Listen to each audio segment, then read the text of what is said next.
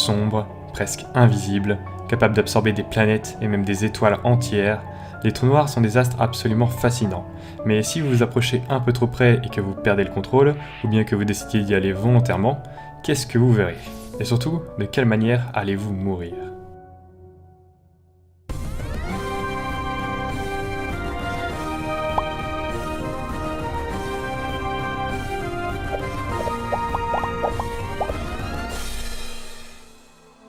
Tout d'abord, il faut savoir qu'un trou noir n'est absolument pas un trou.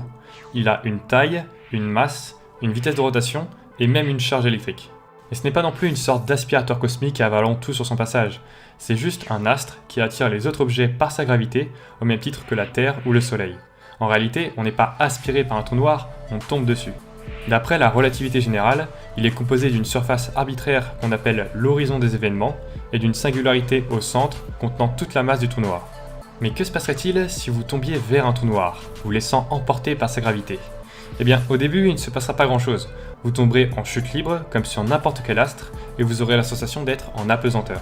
Au cours de votre chute, vous verrez le trou noir grossir de plus en plus, ce qui est normal vu que vous vous rapprochez de lui.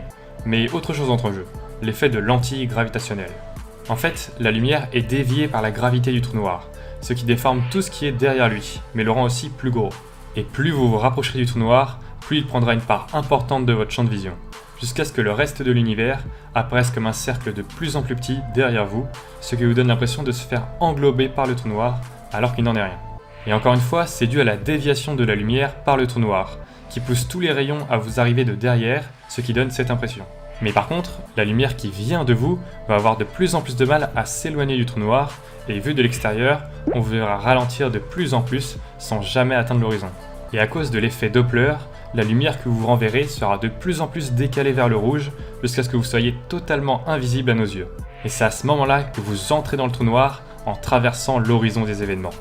Enfin, ça c'est d'après la relativité générale, car de récentes théories le décrivent comme un mur infranchissable appelé Firewall, qui vous pulvériserait instantanément.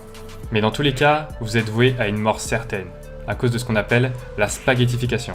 Sur Terre, quand vous êtes debout, vos pieds sont plus proches du centre de la Terre que votre tête, et ressentent donc une gravité légèrement plus forte, mais la différence est tellement faible que l'on ne ressent rien.